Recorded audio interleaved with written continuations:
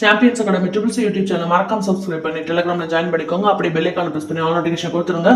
நம்ம டெலிகிராம் குரூப்போட லிங்க் வந்து டிஸ்கிரிப்ஷன்ல கொடுத்துருக்கேன், கிளிக் பண்ணி ஜாயின் பண்ணிக்கோங்க. இந்த எஸ்ஜிடி எக்ஸாமை எப்படி கிராக் பண்ணுறது அப்படிங்கிற ஸ்டடி பிளானும் நான் உங்களுக்கு போட்டிருக்கேன். அந்த லிங்க் டிஸ்கிரிப்ஷனில் கொடுத்துருக்கேன், கிளிக் பண்ணி பார்த்துக்கோங்க. நேற்று ஒரு நாள் நம்ம வகுப்புகள் முடிச்சிருக்கோம். ஸோ அந்த கிளாஸஸ், லைவ் கிளாஸஸ் எல்லாத்தையுமே உங்களுக்கு நான் டிஸ்கிரிப்ஷன் கொடுத்துருக்கேன், அதை கிளிக் பண்ணி படிச்சிருங்க. இன்னைக்கு வந்து நம்ம பார்க்கக்கூடியது 4th ஸ்டாண்டர்டில் மீதி உள்ள அந்த தமிழ் பகுதியை வந்து நம்ம பார்க்க போகிறோம் வகுப்பில். வாங்க வகுப்பில் பார்க்கலாம். ஓகே ஃப்ரெண்ட்ஸ், இப்போ வந்து எஸ்ஜிடி எக்ஸாமை கிராக் பண்ணுறதுக்கு நம்ம ஒரு ட்ரெயினில் போகிறக்காண்டி ரெடியாக இருக்கோம். தேவையான மெட்டீரியல்ஸை எடுக்கிறோம். அந்த மெட்டீரியல்ஸ் தான் வந்து இது. ஓகேவா? ஸோ இதை வந்து நல்லா ஞாபகம் வச்சுக்கோங்க. ஓகேவா? வாங்க நம்ம இப்போ என் கூட டிராவல் பண்ண எல்லாரும் ரெடியா இருங்க. ஓகே, 301வது கேள்வி. மீனவர்கள் கடற்கன்னிக்கு ஆடி திங்கள் முழு நிலவன்று பொங்கலிடுவர். அதாவது மீனவர்கள் என்ன பண்ணுவாங்கன்னா கடற்கன்னிக்கு, அதாவது கடலுக்கு, கடல் தாய்க்கு, கடற்கன்னிக்கு எப்படி வேணாலும் சொல்லலாம், அவங்க என்ன பண்ணுவாங்கன்னா பொங்க வைப்பாங்க. இப்ப நம்மளாம் வந்து ஒரு சைடு பொங்கல் வைக்கல, அது மாதிரி அவங்களும் எப்படி பொங்கல் வைப்பாங்கன்னா ஆடி திங்கள் முழு நிலவன்று பொங்கல் வைப்பாங்க. இது ஒரு தடவை கேட்ட கொஸ்டின். ஆடி திங்கள் முழு நிலவன்று. அடுத்து பார்க்கலாம். மீனவர்களின் பேச்சு மொழியில் தமிழ் சொற்களை காணலாம். அதாவது சோறு, குழம்பு, அதை என்ன சொல்லுவாங்கன்னா சாறு, மாவுச்சாறு, சாறு, மாவுச்சாறு. அப்புறம் தட்டம், பானை, அகப்பை, அரிவாள் மனை, சுள்ளி, திரி, அதுக்கப்புறம் வந்து மிளகு, தண்ணீர், வலை, படகு, கட்டுமரம், துடுப்பு. இதெல்லாம் வந்து நம்ம வாட்ச் விட்டுட்டே போயிடலாம். சரியா? கேட்டால் எழுதிடலாம் கண்டிப்பா. ஸோ அந்த அளவு போதும் இந்த கொஸ்டின்ஸ்லாம். படகு, கட்டுமரம், துடுப்பு, காய்ச்சல், கற்கள், கழிச்சல், மருத்துவச்சி, ராப்பொழுது, கூவுதல், சாயங்காலம், ஆய்தல். இதெல்லாமே வந்து மீனவர்கள் பயன்படுத்தக்கூடிய சொற்கள். ஓகேவா? அடுத்து பார்க்கலாம். இலக்கணம் விறுவிறுன்னு பார்த்துடலாம், ஒன்றும் ப்ராப்ளம் இல்லை. உங்களுக்கு காலையில் 5 மணிக்கு கிளாஸ் ஸ்டார்ட் ஆகுங்க. நான் ஏற்கனவே சொல்லிருக்கேன், 3 வேளை உணவு உண்ற மாதிரி 3 வேளையும் கிளாஸ் உங்களுக்கு வரும். ஆனால் இன்னைக்குலேருந்து உங்களுக்கு எல்லா டைமும் உங்களுக்கு நம்ம கிளாஸ் வரும். அந்த அளவு நிறைய இருக்கு. ஸோ நான் வந்து கிளாஸ் போட்டுட்டே இருப்பேன். காலையில் 5 மணிக்கு கிளாஸ் ஸ்டார்ட் பண்ணேன்னா தொடர்ந்து உங்களுக்கு ராத்திரி 9 மணி வரைக்கும் வந்துட்டே இருக்கும். ஸோ நீங்கள் டக்கு டக்கு டக்குன்னு போட போட படிச்சிருங்க. உங்களுக்கு வந்து எந்த அளவு கான்சன்ட்ரேஷன் பண்ணி டைமிங்ல உட்கார முடியும், இவ்வளோ நேரம் தான் ஒரு மனுஷனால கவனம் செலுத்த முடியும் அப்படின்னு சொல்லி அதை வந்து அதுக்கேற்ற மாதிரி நாங்கள் கிளாஸஸ் போடுறோம். ஸோ அதனால நீங்க வந்து சலிக்காம படிக்கணும். படிக்கிறதுக்கு சலிச்சீங்கன்னா வெற்றிக்கும் அப்ப நம்ம சலிக்கிற மாதிரி இருக்கும், பார்த்துக்கோங்க. இலக்கண சொற்கள். இலக்கண சொற்கள் எத்தனை வகைப்படும்? 4 வகைப்படும். அது வந்து என்ன சொல்றாங்க அப்படின்னு சொல்லி சொன்னா பெயர்ச்சொல், வினைச்சொல், இடைச்சொல், உரிச்சொல். இலக்கணத்துல வந்து சொற்கள் எத்தனை வகைப்படும்? 4 வகைப்படும். இலக்கணத்துல சொற்கள் எத்தனை வகைப்படும்? 4 வகைப்படும். பெயர்ச்சொல், வினைச்சொல், இடைச்சொல், உரிச்சொல். ஓகே, அடுத்து பார்க்கலாம். வினைச்சொல் அப்படிங்கிறது என்ன பண்ணும்னா காலத்தை காட்டும். 3 காலத்தையுமே காட்டுதுங்க, அவ்வளவுதாங்க. அடுத்து தமிழர்களின் கலை வந்து இலக்கிய பண்பாட்டு சின்னமாக விளங்கும் ஊர் அப்படின்னு பார்த்தோம்னா சேலம். அதாவது தமிழர்களோட கலை இலக்கிய பண்பாட்டு சின்னமாக விளங்கக்கூடிய ஊர் எது? சேலம். இது கேட்டாங்க, ரிப்பீட்டடா கேட்டதுதான். அப்ப வந்து 4th ஸ்டாண்டர்ட்ல இருந்தே டிஎன்பிசிக்கே கேக்குறாங்க, பார்த்துக்கோங்க. அடுத்து, ஊர் எல்லை கோவிலில் நேர்த்தி கடனாக சிலைகளை சுமந்து கொண்டு வைக்கும் விழாவின் பெயர் என்ன? புரவி எடுப்பு விழா. அதாவது இது நீங்க நிறைய இடத்துல பார்த்திருப்பீங்க, ஊரோட எல்லையில வந்து நிறைய கோயில்கள் இருக்கும், அதான் புரவி எடுப்பு விழா. ஓகேவா? அடுத்து பாத்தீங்க அப்படின்னு சொல்லி சொன்னா நாமக்கல் கவிஞர் வே. ராமலிங்கம் பிள்ளை. ஓகேவா? இவர் என்ன சொல்றாருன்னா வெங்கட்ராமன். இவரை பத்தி நம்ம பார்த்துடலாம். நாமக்கல் கவிஞர் வே. ராமலிங்கம் பிள்ளை வெங்கட்ராமன் அம்மணி அம்மாள் என்பவருக்கு மகனாக மோகனூரில் பிறந்தார். நாமக்கல் மாவட்டத்தில் 19/10/1888 அன்று பிறந்தார். இவர் மறைந்த காலம் 24/8/1972 அன்று மறைந்தார். இவரது நூல்கள் அப்படின்னு பார்த்தோம்னா என் கதை, சங்கொலி, அவனும் அவளும், மலைக்கள்ளன் அப்படிங்கிறது இவருடைய பெருமை வாய்ந்த சிறப்பு நூல்கள். இவர் விடுதலை போராட்ட வீரரும் ஆவார். தமிழ்நாடு அரசவை கவிஞர் என அழைக்கப்பட்டவர் நாமக்கல் கவிஞர். அதாவது தமிழ்நாடு அரசவை கவிஞர் என அழைக்கப்பட்டவர் நாமக்கல் கவிஞர் வே. ராமலிங்கனா.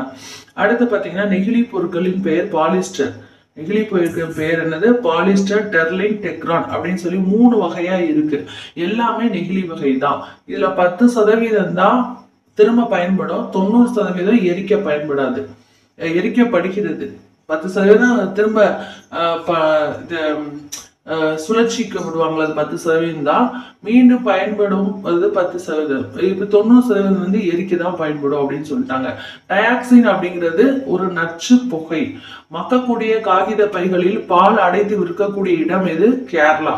சரியா? மக்கக்கூடிய இப்ப வந்து பால் பாக்கெட்லாம் போடுறாங்கல்ல, அது வந்து மக்கக்கூடியதுல போடக்கூடிய இடம் தான் கேரளா. கேட்கலாம், வாய்ப்பு இருக்கு. உழவுக்கும் தொழிலுக்கும் வந்தனை செய்வோம் என்று கூறியவர் யார்? பாரதியார். உழவுக்கும் தொழிலுக்கும் வந்தனை செய்வோம் அப்படின்னு சொன்னது யாரு? பாரதியார். அடுத்து, ஒரே வகையான மரங்கள் இருப்பது எப்படி அழைக்கப்படும்? தோப்பு. இதெல்லாம் ஈஸி. எதையுமே விடக்கூடாது. அட்டை டு அட்டை கவர் பண்ணியிருக்கோம். புலவர்களின் கண்காணிப்பு மிக்க பயிர்கள் உள்ள இடம் என்னது? தோட்டம். அவ்வளவுதான், தோட்டம். அடுத்து வந்து வானம் பார்த்த பூமி என கொள்ளை. வானம் பார்த்த பூமி என்பது என்ன சொல்லுவாங்கன்னா கொள்ளை என அழைக்கப்படுகிறது. வானம் பார்த்த பூமியை கொள்ளை. அடுத்து, ஒரே காம்பில் பல காய்கள் இருப்பது குலை. ஒரு காம்பு பலவாக பிரிந்து காய்ப்பது கொத்து. ஒரு தண்டில் பல காம்புகளுடன் இருப்பது சீப்பு. நல்லா ஞாபகம் வச்சுக்கோங்க. ஒரே காம்பில் பல காய்கள் இருப்பது குலை. ஒரு காம்புல பலவாக பிரித்து காய்ப்பது கொத்து. ஒரு தண்டில் பல காம்புகளுடன் இருப்பது சீப்பு. சரியா? தாறு அப்படின்னு சொல்லுவாங்க. அடுத்து, வெற்றிலை விளையும் இடம். ரொம்ப ஈஸியான கொஸ்டின் தான், விறுவிறுன்னு பார்த்தலாம். வெற்றிலை விளையும் இடம் வெற்றிலை கொடிக்கால். வெற்றிலை கொடிக்கால். ஆடிப்பட்டம் தேடி விதை. இதெல்லாம் வந்து பழமொழிகள்ங்க. ஆடிப்பட்டம் தேடி விதை. இவங்க என்ன பண்றாங்கன்னா மேட்ச் மாதிரி கொடுக்குறாங்க, அதனால பார்த்துடலாம். அகல உழுவதை விட ஆழ உழுவதே மேல். கலையை முளையிலே கிள்ளு. காய்ந்த விதைக்கு பழுதில்லை. வாழை தோட்டம் கொய்யா தோப்பு. அதாவது இது வந்து அந்த மரபு. வாழை தோட்டம், கொய்யா தோப்பு, நெல் வயல், மாந்தோப்பு, பனந்தோப்பு, தென்னந்தோப்பு, சோள கொல்லை, கம்மங்கொல்லை. ஸோ இதெல்லாம் வந்து அந்த தொகையா வரக்கூடியது. அதாவது மொத்தமா இருக்கிற இடத்த ஒரு மரபுப்படி நம்ம சொல்றதுதான் கம்மங்கொல்லை. இவை அனைத்துமே மரபு சொற்கள். அடுத்து, வாழை தாறு சீப்பு சீப்பாய் தொங்கும். அவரை கொத்து கொத்தாய். எறும்பு சாறை சாறையாய் போகும். நெல்லு மூட்டை மூட்டையாய் அடுக்கு. கற்கள் குவியல் குவியலாய் குவி. இந்த மாதிரிலாம் வந்து நம்மளுக்கு கேட்பாங்க. என்ன கொடுத்துருவாங்கன்னா மேட்ச்ல கேட்பாங்க. அதனாலதான் நான் அதுக்கு நேராவே கொடுத்துட்டேன். ஜப்பானின் தலைநகரம் டோக்கியோ. ரோபோவை இயக்குகின்ற கணினி மொழி வந்து ரோபோலன். என்ன? ரோபோலன் தான் அதோட லாங்குவேஜ். குயில் கூவி கொண்டிருக்கும், கோலம் மிகுந்த மயில் ஆடிக்கொண்டிருக்கும் என்ற பாடலை பாடியவர் யார்? பாரதிதாசன். ரிப்பீட்டட் கொஸ்டின்ங்க, ரிப்பீட்டட் கொஸ்டின். குயில் கூவி கொண்டிருக்கும் மயில் வந்து ஆடிக்கொண்டிருக்கும். குயில் கூவி கொண்டிருக்கும் போது கோலம் மிகுந்த மயில் வந்து ஆடிக்கொண்டிருக்கும் அப்படிங்கிற பாடலை எழுதுனது யாருன்னா பாரதிதாசன். எல்லாரும் பாரதியா தான் போட்டிருப்பாங்க. பாரதிதாசன். இது ரிப்பீட்டட் கொஸ்டின். மூதுரை முதுமை கூட்டல் உரை என்பர். சான்றோர் கூறும் அறிவுரை. இது ஒரு ரிப்பீட்டட் கொஸ்டின். மூதுரை முதுமை கூட்டல் உரை, சான்றோர் கூறும் அறிவுரை. காமராஜர். இவரது பிறப்பு பார்த்திடலாம். ஜூலை 15, 1903 விருதுநகர் என்ற ஊரில் பிறந்தார். குமாரசாமி சிவகாமி அம்மையாள் அப்படிங்கிறவருக்கு பிறந்தார். சிவகாமி அம்மையார், இது பிரிண்டிங் மிஸ்டேக். சிவகாமி அம்மையார் என்பதற்கு பிறந்தார். இவர் வந்து சிறை தண்டனை 9 ஆண்டு சிறை தண்டனை 3000 நாட்கள் சிறையிலேயே கழித்தார். முதல்வராக இருந்த இவர் 1954 ஏப்ரல் 13 அன்று முதல்வராக இருந்தார். முதல்வராக எப்ப ஸ்டார்ட் பண்ணாரு? 1954 ஏப்ரல் 13. பிறந்தது ஜூலை 15, 1903. ஓகே, அடுத்து பார்ப்போம். இந்தியாவின் முதன்மை அமைச்சர் அப்படின்னு பார்த்தோம்னா நேரு தான். ஞாபகம் வச்சுக்கோங்க, இந்தியாவின் முதன்மை அமைச்சர் நேரு. வயிற்றுக்கு சோறிட வேண்டும் என்ற பாடலை எழுதியவர் பாரதியார். வயிற்றுக்கு சோறிட வேண்டும் என்ற பாடலை எழுதியவர் பாரதியார். ஞாபகம் வச்சுக்கோங்க. அடுத்து வந்து பார்ப்போம். கடகடன்னு பார்த்துடலாம். பாரதியாரின் கனவை நிறைவேற்றிய மத்திய உணவு திட்டம் கொண்டு வந்தவர் காமராஜர். மத்திய உணவு திட்டம் கொண்டு வந்த காமராஜர். யாருடைய கனவு? பாரதியாரோட கனவு. காமராஜரின் திட்டங்கள் ஆன மத்திய உணவு திட்டம், பள்ளி சீருடை திட்டம், சுற்றுதோறும் பள்ளிகள், இது மூணுமே இவருடைய திட்டங்கள் தான். மத்திய உணவு திட்டம், அதுக்கப்புறம் பள்ளி சீருடை திட்டம், சுற்றுதோறும் பள்ளிகள், இது மூணுமே காமராஜரோட தான். குலக்கல்வி திட்டத்தை ஒழித்தவர் காமராஜர். அப்புறம் காமராஜர் கட்டிய அணைகள், நிறைய அணை கட்டியிருக்காங்க. அது என்னன்னு பார்க்கலாம். சாத்தனூர், வைகை, மணிமுத்தாறு, அமராவதி, ஆழியாறு, கீழ் பவானி, புள்ளம்பாடி. இந்த அணை ஃபுல்லாமே காமராஜர் கட்டியது. சாத்தனூர், வைகை அணை, மணிமுத்தாறு, அமராவதி, ஆலியாறு, கீழ் பவானி, உள்ளம்பாடி. அடுத்து பாருங்க, காமராஜரின் சிறப்பு பெயர்களா கண் கொடுத்த வள்ளல் என்று பெரியாரால் பாராட்டப்பட்டார். காலா காந்தி, கருப்பு காந்தி என வட இந்திய செய்தித்தாள்கள் இவரை பாராட்டினர். படிக்காத மேதை, பெருந்தலைவர், கர்ம வீரர், ஏழை பங்காளர், அணையா விளக்கு என பல சிறப்பு பெயர்கள் மக்களால் அழைக்கப்பட்டார். சரியா? அடுத்து ஜூலை 15 இவருடைய பிறந்த நாள். அதை கல்வி வளர்ச்சினால நம்ம கொண்டாடுறோம். ஓகே, அடுத்து பார்ப்போம். நடுவண் அரசு சென்னை மீனம்பாக்கத்துல விமான நிலையத்துல உள்நாட்டு விமான நிலையத்திற்கு என்ன பண்ணிட்டாங்கன்னா, சென்னையில இவரோட பெயரை வச்சுட்டாங்க. அவ்வளவுதான். சரியா? உள்நாட்டு விமான நிலையத்திற்கு, அது மீனம்பாக்கத்துல உள்ள விமான நிலையம். தமிழக அரசு சென்னையில் அவர் வாழ்ந்த வீட்டை என்ன பண்ணாங்க அப்படின்னா நினைவு சின்னமா அறிவிச்சுட்டாங்க. விருதுநகர்ல உள்ளது, அப்புறம் சென்னையில உள்ளது எல்லாமே நினைவு சின்னமா அறிவிச்சிட்டாங்க. காமராஜர் இறப்பு அப்படின்னு சொல்லி பார்த்தோம்னா அக்டோபர் 2, 1975 தான் காந்தி பிறந்த நாள் அன்று இவர் இறந்தாரு. அதனால வருஷத்தை ஞாபகம் வச்சுக்கோங்க. 1975. பகுத்தறிவு பகலவன் அப்படின்னு சொல்லிட்டு பெரியாரால் பாராட்டப்பட்டார். அடுத்து, யாமறிந்த மொழிகளிலேயே தமிழ் மொழி போல் இனிதாவது எங்கும் காணோம் என கூறியவர் பாரதியார். எங்கள் வாழ்வும் எங்கள் வளமும் மங்காத தமிழ் என்று சங்கேனி முழங்கு என கூறியவர் பாரதிதாசன். செருப்பு தைப்பவரோட மகன் தான் யாரு? அமெரிக்காவோட அதிபராக திகழ்ந்தார் ஆபிரகாம் லிங்கன். நருந்தொகையோட மறுபெயர் பார்த்தோம்னா வெற்றி வேட்கை. அதை எழுதுனது அதிவீரராம பாண்டியர். 82 அறமொழிகள் அதுல இருக்கு. எத்தனை? 82 அறமொழிகள் இருக்கு. நருந்தொகையோட மறுபெயர் வெற்றி வேட்கை. அது எழுதுனது அதிவீரராம பாண்டியன். 82 அறமொழிகள் இருக்கு. அடுத்து பனைமரம் அப்படின்னு பார்த்தோம்னா இதோட வேறு பெயர்கள் அப்படின்னு பார்த்தோம்னா கற்பத்தரு 12 உறுப்புகளை கொண்டது. அது என்னன்னா அப்படியே ஒரு ஓரமா ஒரு கிளான்ஸ் பார்த்துடலாம். இந்த வேர் பகுதி, அதுக்கப்புறம் நடுப்பகுதி, நடுமரம், பத்தை மட்டை, உச்சி பகுதி, ஓலை சில்லாட்டை, பாலை தீலி, பனங்காய், பச்சை மட்டை, சாறை ஓலை, குறுந்தோலை, இது எல்லாமே இருக்கு. லைட்டா பிரிண்டிங் மிஸ்டேக், அதை பார்த்துக்கலாம். இதுல அவ்வளவா ஒன்றும் வராது. சும்மா ஓரலா நம்ம பார்த்துட்டு போவோம் அந்த கொஸ்டின் மட்டும். நீரை தக்க வைத்துக் கொண்டு நிலத்தடி நீர்மட்டம் உயர காரணமாக இருக்கும் மரம் எது கேட்டிருக்காங்க. ரிப்பீட்டடா பனை மரம் தான். சரியா? அதே மாதிரி இதை மட்டும் சார்ந்து வாழும் பறவை இதுவும் கேட்டிருக்காங்க. பனங்காடை, பனை உழவரான் அப்படிங்கிற பறவைகள் தான். அடுத்து பார்த்தோம்னா தமிழ்நாட்டின் சின்னங்களாக ரொம்ப முக்கியமானது ஸ்ரீவில்லிபுத்தூர் கோயில் கோபுரம். அப்புறம் பறவைன்னு பார்த்தோம்னா மரகத புறா. பனை மரம் அப்படிங்கிறது தமிழ்நாட்டோட மரம். செங்காந்த மலர் அப்படிங்கிறது தமிழ்நாட்டோட பூ. அடுத்து தமிழ் தாய் வாழ்த்து பாடல் இருக்கு, அதுதான் தமிழ்நாட்டோட பாடல். தமிழ்நாட்டின் நடனம்னா பரதநாட்டியம். தமிழ்நாட்டின் விலங்கு வரையாடு. தமிழ்நாட்டின் விளையாட்டு கபடி. கிளி வளர்த்தேன் பறந்து போனது, அணில் வளர்த்தேன் ஓடி போனது, மரம் வளர்த்தேன் இரண்டும் திரும்பி வந்தது என கூறியவர் யார்? அப்துல் கலாம். முக்கியமா அதிகமா ரிப்பீட்டடா கேட்டது.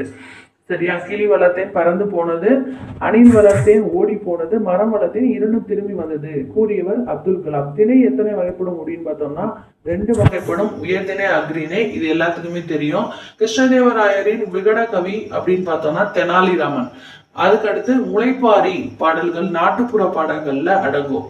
நவதானியங்கள் நெல், கோதுமை, பாசிப்பயிறு, துவரை, மொச்சை, எள்ளு, கொள்ளு, உளுந்து, கடலை, இது எல்லாமே நவதானியங்கள்ல அடங்கும். அடுத்து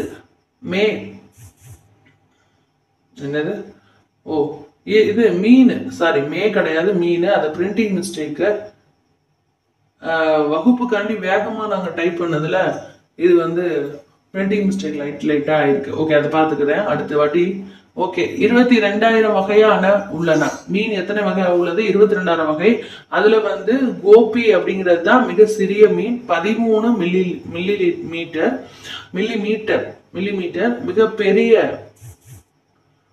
மிகப்பெரிய மீன் அப்படின்னு பார்த்தோம்னா திமிங்கலம் தான், 18 மீட்டர். சின்ன மீன்னா கோபி, 13 மில்லிமீட்டர். ஓகே, கேட்கறதுக்கு சான்ஸ் இருக்கு. சிறுதானியமாக திணை, வரகரிசி, மாப்பிள்ளை சம்பா, அப்புறம் சம்பா, கம்பு, சோளம், குதிரைவாளி அரிசி, பனவரகரிசி அதெல்லாம் சொல்லுவாங்க. கேழ்வரகு, இது எல்லாமே சிறுதானியங்கள். நேரிணை அப்படிங்கறத எத்தனை வகையில பிரிக்கலாம்? 2 சொற்களாக பிரிக்கலாம். இப்ப நேரிணை அப்படிங்கிறது இல்ல இல்ல இல்ல நான் நேரிணை அப்படிங்கிறது வந்து என்ன பண்ணுவோம்னா கருத்தை வந்து ஒரே மாதிரி இருக்கும். அதாவது ஒரே கருத்தினை கூறுவது. எடுத்துக்காட்டா ஓங்கி உயர்ந்த, சீரும் சிறப்பும் அப்படிங்கிற மாதிரி வந்தா அது நேரிணை. சரியா? அதுக்கு அடுத்து வந்து எதிரிணை அப்படிங்கிறது இரண்டு சொற்களும் எதிரெதிர் கருத்துக்களை கூறும். இரவு பகல் மேடு பள்ளம் அப்படின்னு வந்தா அது எதிரிணை. ஓகேயா? இணைகளோட வகைகள் பார்த்தாச்சு. அடுத்து வந்து கல்லணை, தஞ்சை மாவட்டம். கல்லணைங்கிறது தஞ்சை மாவட்டத்துல இருக்கு. திருச்சியிலிருந்து 20 கிலோமீட்டர். கரிகால மன்னனால் கட்டப்பட்டதுதான் இந்த கரிகால கல்லணை. இது தஞ்சை மாவட்டத்துல இருக்கு. திருச்சியில இருந்து 20 கிலோமீட்டர். கரிகால மன்னனோட இயற்பெயர் அப்படின்னு பார்த்தோம்னா வளவன். கரிகாலன் கருகிய காலை உடையவன். மணலில் அடித்தளம் அமைத்து கட்டப்பட்ட அணைதான் இந்த கல்லணை. ஓகே, 2ஆம் நூற்றாண்டில் கல்லணை கட்டப்பட்டது. எந்த நூற்றாண்டு கல்லணை கட்டப்பட்டது? 2ஆம் நூற்றாண்டு. இந்த கல்லணை கொஸ்டின் வந்து நிறைய இடத்துல வந்திருக்கு. கரிகால கல்லணை அது வந்து நிறைய இடத்துல இருக்கு. எந்த நூற்றாண்டுல கட்டப்பட்டதுன்னு கேட்பாங்க. 2ஆம் நூற்றாண்டு ஞாபகம் வச்சுக்கோங்க. காவிரி கொள்ளிடம் வெண்ணாறு புது ஆறு அப்படின்னு சொல்லிட்டு நாங்கும் சேர்ற இடத்துலதான் அந்த கல்லணை இருக்கும். காவிரி கொள்ளிடம் வெண்ணாறு புது ஆறு அப்படின்னு சொல்லிட்டு நாங்கும் சேர்ற இடத்துலதான் இருக்கும். ஸோ அந்த இடத்துலதான் வந்து கல்லணை வந்து இருக்கும். திருச்சி தஞ்சாவூர் மாவட்டங்கள்ல வந்து செழிக்க வைக்கிறதுக்கு இந்த கல்லணை தான் உதவுது. தமிழ்நாட்டில முக்கிய அணையாக கல்லணை, கரிகாலன் கல்லணை, மேட்டூர் அணை, வைகை அணை, சாத்தனூர் அணை, பவானி சாகர் இது எல்லாமே தமிழ்நாட்டின் முக்கிய அணைகள். குழந்தைகளுக்கான கவிதை பாடல் அதிகமா பாடினது யாருன்னா அளவள்ளியப்பா தான். அதுக்கப்புறம் மலரும் உள்ளம் எழுதியவர் அளவள்ளியப்பா. மாலை என்பது என்னது? வாழை என்பது பூவின் வாழை, மலை வாழை, அதான் செவ்வாழை அப்படின்னு சொல்லிட்டு 3 வகையா குறிப்பிட்டிருக்காங்க. அதாவது 3 வகைப்படுத்துறாங்க. செவ்வாழை, பூவாழை, அதுக்கடுத்து வந்து மலை வாழைப்பழம். அப்படி இது எல்லாமே வாழைப்பழத்தோட வகைகள். தோட்டத்துல பூச்சி தாக்குதலை தடுக்க மூட்டை ஒட்டு தோலுடன் நம்ம என்ன பண்ணுவோம்? உப்பு சேர்த்து தாவரத்தை சுற்றி போடணும். அடுத்து வந்து நன்னெறி 40 நேரிசை வெண்பாக்கள் உள்ளன. உவமை மூலம் நீதி கருத்தை விளக்குவதை நன்னெறி பாடல்கள். எது மூலமா நீதி கருத்தை விளக்குறது? உவமை மூலமா. அதுக்கடுத்து பாத்தீங்க அப்படின்னு சொல்லி சொன்னா அவ்வளவுதான் முடிய போகுது. தமிழில் உள்ள மூவினம் உள்ளது. தா வல்லினம், மீ மெல்லினம், இல் இடையினம். ஸோ அந்த 3 இடங்களையுமே அந்த தமிழ் அப்படிங்கிறத இடத்த வந்து அந்த வார்த்தையிலேயே வந்து பிரிவு வந்துடும். வல்லினம், மெல்லினம், இடையினம். அடுத்து வந்து தமிழும் 3ம் எப்படி பார்த்துலாமா? முத்தமிழ், இயல், இசை, நாடகம். முச்சங்கம், முதல், இடை, கடை. முக்காலம், இறப்பு, நிகழ்வு, எதிர் அல்லது இறந்த காலம், நிகழ்காலம், எதிர்காலம் 3மே சொல்லுவாங்க. அடுத்து வந்து முப்பொருள், அறம், பொருள், இன்பம். மூவிடம், தன்மை, முன்னிலை, படற்கை. திருக்குறள் முதலில் 1812 அச்சிடப்பட்டது. திருக்குறள் அகர எழுத்தில் தொடங்கி நகர எழுத்தில் முடிகிறது. இதெல்லாமே வந்து ரிப்பீட்டடா கேட்டதுதான். இதெல்லாம் கேட்டிருக்காங்க. திருக்குறள்ல வரும் 2 மலர்கள் என்னென்ன? ரிப்பீட்டடா ஒரு 3 வருஷம் கேட்டாங்க. 3 கொஸ்டின் பேப்பர்ல இது இருக்கு. அனிச்சம், குவளை. இப்பயே வந்து 4th-லயே இதை கொடுத்துருக்காங்க பாருங்க. அதுக்கப்புறம் நற்பயன் என்பது நன்மை கூட்டல் பயன். இது பிரித்தெழுதியால தெரியும். மா சிறப்பை உணர்த்தும் வந்து சொல். அதாவது மா சிறப்பை மாநகரம், மாமலை, மாமதுரை, மாமுனி, மாத்தவம். அதாவது மான பெரிய விலங்கு அப்படிங்கிற நிறைய அர்த்தத்தை வந்து அது குறிக்கும். அதுக்கு இந்த மாதிரி வந்து கொடுத்தே சொல்லுவாங்க. நமது நாட்டில் இருந்து விண்ணிக்கு அனுப்பப்பட்ட செயற்கைக்கோள்கள் INSAT 3D, INSAT 3DR, INSAT 34, INSAT 2E அப்படின்னு சொல்லிட்டு விண்ணுக்கு அனுப்பப்பட்ட செயற்கைக்கோள்கள் வந்து அந்த நம்ம புக்ல கொடுத்துருக்காங்க, இடம் பெற்றிருக்கு. ஸோ அதனால நம்மளும் பார்த்துக்கிட்டோம். மரங்கொத்தி சுமார் ஒரு நொடிக்கு எத்தனை முறை கொத்தும்? 20 முறை கொத்தும். புறா வந்து 1000 கிலோமீட்டர் வரை தொடர்ந்து பறக்கும். இது வரைக்கும் கேட்டதே இல்லை. இந்த வாட்டி கேட்டாலும் கேட்கலாம். அட்டை டு அட்டை தான் நான் எடுத்திருக்கேன். ஓகேவா? கொஸ்டின் எதையுமே மிஸ் பண்ணல. CPU அதாவது சென்ட்ரல் ப்ராசஸிங் யூனிட் அப்படின்னு சொல்லிட்டு நம்ம ஒரு கம்ப்யூட்டர் லேப்ல கம்ப்யூட்டர் பக்கத்துல CPU வச்சிருப்பாங்க. ஸோ அதுக்கு தமிழ்ல என்ன அப்படிங்கறது டக்குன்னு கேட்டுருவாங்க. மைய செயல்பாட்டு பகுதி. என்னது? மைய செயல்பாட்டு பகுதி. அடுத்து பாத்தீங்கன்னா கண்ட்ரோல் யூனிட். கட்டுப்பாட்டகம் கண்ட்ரோல் யூனிட் கட்டுப்பாட்டகம், மெமரி நினைவகம், இன்புட் உள்ளீடு, அவுட்புட் வெளியீடு, கீபோர்டு விசைப்பலகை, கீபோர்டு என்னது விசைப்பலகை, மவுஸ்னா சுட்டி ஞாபகம் வச்சுக்கோங்க சுட்டி. அடுத்து மானிட்டர் காட்சி திரை, பிரிண்டர் அச்சுப்பொறி, அடுத்து டேட்டா தரவு, வெப்சைட் வலைத்தளம், வெப்சைட்னா என்னது வலைத்தளம். அடுத்து 100 தாண்டி ஓடிட்டு இருக்கு. அவ்வளவுதான். இந்த இந்த வகுப்புல நம்ம வந்து 4ஆம் வகுப்பு தமிழ்ல முடிச்சிருவோம்.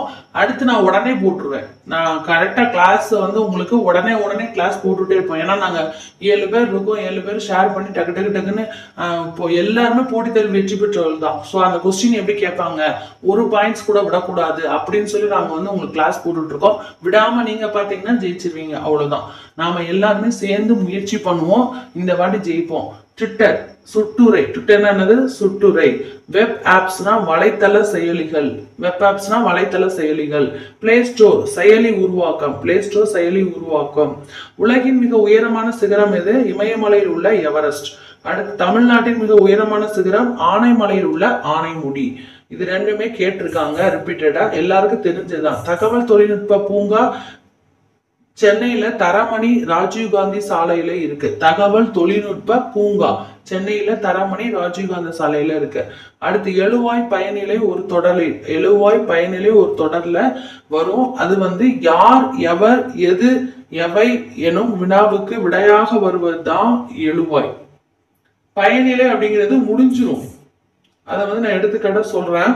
இப்ப எழுவாய்க்கு எடுத்துக்காட்டு அப்படின்னு சொல்லி பார்த்தோம் அப்படின்னா, முல்லை படம் வரைந்தால் குரங்கு மரத்தில் ஏறியது. இதுல ஃபர்ஸ்ட் பேர் வந்திருக்குல்ல, அதுதான் எழுவாய். அதாவது முல்லை குரங்கு. அடுத்து ஒரு தொடரை முழுமை பெற செய்யும் சொல் தான் அந்த பயனிலை. எடுத்துக்காட்டா முல்லை படம் வரைந்தால் அப்படின்னா, வரைந்தாளுங்கிறது தான் இந்த இடத்துல வந்து இல்லு வந்து இதா இருக்கு, ஸ்பெல்லிங் மிஸ்டேக்கா இருக்கு. வரைந்தாளுங்கிறது தான் நம்மளுக்கு வந்து பயனிலை. குரங்கு மரத்தில் ஏறியதுன்னா ஏறியது தான் பயனிலை. ஓகேவா? அடுத்து பாருங்க, பயனிலை 3 வகைப்படும். பெயர் பயனிலை, வினை பயனிலை, வினா பயனிலை. சோ அதுலயும் எடுத்துக்காட்டு இருக்கு நிறையா. இப்ப வந்தான் அப்படிங்கிறது உனக்கு வினை பயனிலையா வந்துடும். அதுக்கப்புறம் வளவன் அப்படிங்கிறது உனக்கு வினை பயனிலையா வரும். இது எல்லாமே வினை பயனிலை. சரியா? அதுக்கப்புறம் பாத்தீங்கன்னா ஒரு தொடர்ல வந்து பயனிலை வைத்து எழுவாய் அறியலாம். குதித்தாள் அப்படிங்கிறது பெண்ணை குறிக்குது, அப்ப அவள் அப்படிங்கிறது வரும். சோ இது மாதிரியும் நம்ம வந்து தெரிஞ்சுக்கலாம். அடுத்து திருக்குறள்ல உள்ள அற உரைகள் பலவற்றை தொகுத்து சுருக்கமாக தெளிவாக கூறும் நூல் தான் நீதி நூல். நீதி நூலுங்கிறது திருக்குறளோட உரை எழுதுனது தான். ஆனா திருக்குறளோட அற உரைகளை ரொம்ப சுருக்கமா தொகுத்து ஆனா எல்லாத்துக்குமே எழுதிட்டாங்க. அதுதான் வந்து என்ன நூல்னா நீதி நூல். ஞாபகம் வச்சுக்கோங்க, கேட்பாங்க. அதுக்கப்புறம் அறவுரைகள் எழுதிய நூல் எது அப்படின்னு சொல்லி கேட்பாங்க. அடுத்து பாருங்க, முல்லை நிலத்து மக்கள் விளையாடுவது என்னது? ஏறு தழுவுதல். விடுகதைகளுக்கு 9 வடிவங்கள் உள்ளன. அவை புதிர் சொல் விளையாட்டு, அதுக்கப்புறம் மற்றொரு புதிர் விளையாட்டு, வினோத சொற்கள் புதிர் விளையாட்டு, எழுத்துக்கூட்டி விகடம் புதிர் விளையாட்டு, ஓவிய புதிர் விளையாட்டு, சொற்புதிர் விளையாட்டு, நொடிவினா புதிர் விளையாட்டு. அவ்வளவுதாங்க. இவ்வளவுதான் வந்து நம்மளுக்கு வந்து என்னது அப்படின்னு சொல்லி சொன்னா 4th ஸ்டாண்டர்ட்ல உள்ள மொத்த தமிழையும் முடிச்சாச்சு. சரியா? நேத்து பார்க்காதவங்க அந்த இதை பார்த்துருங்க. ஏன்னா வந்து ஒரு பாயிண்ட விட்டாலும் இதை பார்த்து நம்ம எழுதிருக்கலாமே, இதை வந்து நம்ம படிச்சிருந்தா எழுதிருப்போமே அப்படின்னு நம்ம நினைச்சிடக்கூடாது. ஓகே, அடுத்த கிளாஸ் நம்ம பார்க்கலாம். ஓகே, டைம் வேஸ்ட் பண்ண வேணாம். Bye friend. Champions academy triples YouTube சேனலை சப்ஸ்கிரைப் பண்ணிக்கோங்க. டெலிகிராம்ல ஜாயின் பண்ணிக்கோங்க. அடுத்த 5ஆம் வகுப்பு தமிழை வந்து பார்த்துருவோம். எப்போ போடுவேன் அப்படின்லாம் கேட்காதீங்க. டக்குன்னு வந்து நான் வந்து உங்களுக்கு லைவ் கிளாஸ் உடனே எடுத்துருவேன். வேலை முடிஞ்சிச்சு அப்படின்னா உடனே எடுத்துருவேன். ஏன்னா நிறைய கொஸ்டின் பேப்பர்ல ரிப்பீட்டடா கேட்டது எல்லாத்தையுமே செக் பண்ணி அப்புறம் வந்து இதெல்லாம் வந்து செக் பண்ணி தான் எடுக்கணும். ஸோ அதெல்லாம் எடுத்து நான் எப்பெல்லாம் நான் எடுத்து முடிச்ச உடனே போட்டுருவேன். காலையில 5 மணிக்கு வகுப்பு ஸ்டார்ட் ஆகுது, 6 மணிக்கு வகுப்பு காலையில ஸ்டார்ட் ஆகுது அப்படின்னா தொடர்ந்து வந்துகிட்டே தான் இருக்கும். சப்ஜெக்ட் வைஸா ஸ்டாண்டர்ட் வைஸா போட்டுக்கிட்டே தான் இருப்போம். எல்லாருமே தொடர்ந்து பார்த்துக்கிட்டே இருங்க. HET எக்ஸாமை இந்த வாட்டி கிராக் பண்றோம். எல்லாம் ரெடியாக இருங்க ஒரே ட்ரெயினில் ட்ராவல் பண்ணுறதுக்கு. All the best friends. By.